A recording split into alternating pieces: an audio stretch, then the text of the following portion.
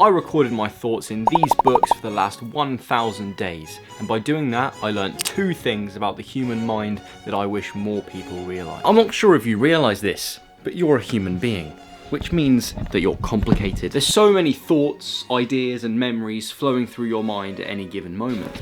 And in some way, to be peaceful and productive human beings, we have to learn to organise our minds. And the best way I've found to do that is through writing down my thoughts at the end of each day.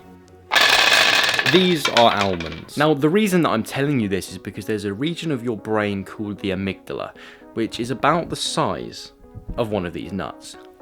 Now, the amygdala is one of the primal lower order brain regions associated with powerful emotions, particularly those associated with threat. But the amygdala isn't really there to help you because powerful emotions can get stuck in our minds and fester in the background throughout our lives. And this is why we have to process these powerful emotions and activate the higher order brain structures like the prefrontal cortex, which help us to rationalize and understand the ways that we feel. When you write down your emotions through a journaling practice and you detail the things that you've done and the thoughts you've had and how they've made you feel, you begin to process the emotions from the amygdala using your prefrontal cortex to deal with how you feel in a healthy way. An emotion that affects me is anxiety. It had a big impact on my mid-teens, and even to this day it can creep up on me, but writing down my anxieties helps me to soothe my mind. I have a theory about anxiety and how it arises. This glass represents your idea of the world, your mental model of how things go in life. We all have a representation of reality in our mind, so we know how to behave, and in the majority of cases we're pretty accurate. And most of the time, life fits nicely into your mental model. Things go how you expect, you deal with the daily stresses of life, you move forward, and you work towards your goals. But sometimes in your life, something happens that tips you over the edge. Things don't go how you expect.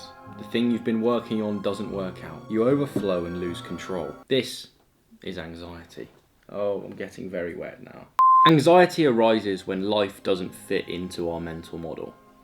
And unfortunately, we can't really control our life and the things that happen to us. But what we can control is our mental model, i.e. the ways we think and the way that we judge situations. In fact, we can decide to expand our mental model to something bigger, or completely dissolve our mental model and just accept life as it is. From writing down my thoughts for the past 1,000 days, I've realised that anxiety arises when reality doesn't fit into my model, i.e. my mental model is overflowing and I feel out of control. This means that a useful solution to anxiety is noticing your mental models and letting them go when they no longer serve us. Try and expect nothing from life and accept what comes. Work hard and be positive, but understand if the universe feels like it, everything can be taken away from you. This is a hard thing to do because you've clung to your expectations, your ideas, and your biases ever since you were a child. But progress comes when you feel anxious and you ask yourself, how is reality not going how I think it should in this scenario?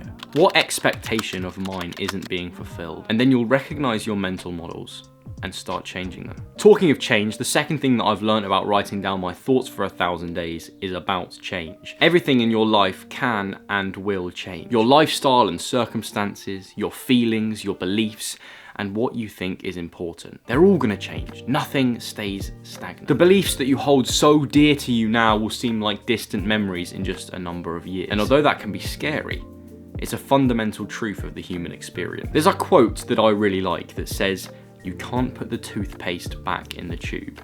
And it's true.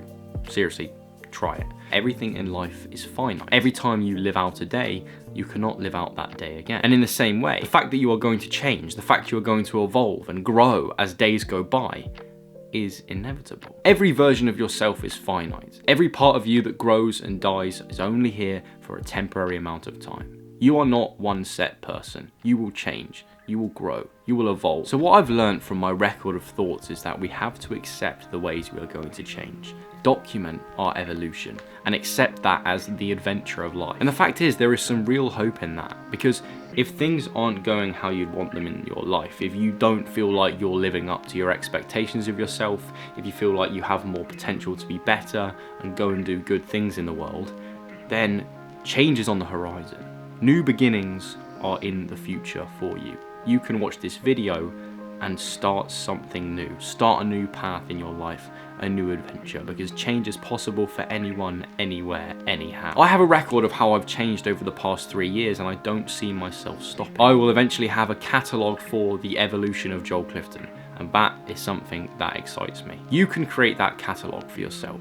You can literally get out a pen and paper right now and write day 1 on top and start your journey. Start documenting the inner texture of your mind, and you will learn some of the most profoundest lessons. Lessons that you won't learn in school, that you won't learn at work, that no one can teach you. Only the lessons you can learn from writing things out and talking to yourself. You may think that your life isn't exciting, but when you delve deep into yourself, your deepest thoughts, desires and fears, then you'll find someone that you didn't even know was there. If you want to see more videos about how psychology can improve your life, you can watch this one here. And you can also subscribe to my newsletter down below in the description, where you'll receive an article a week from me on psychology and personal development. Thank you so much for watching, and I'll see you guys next time.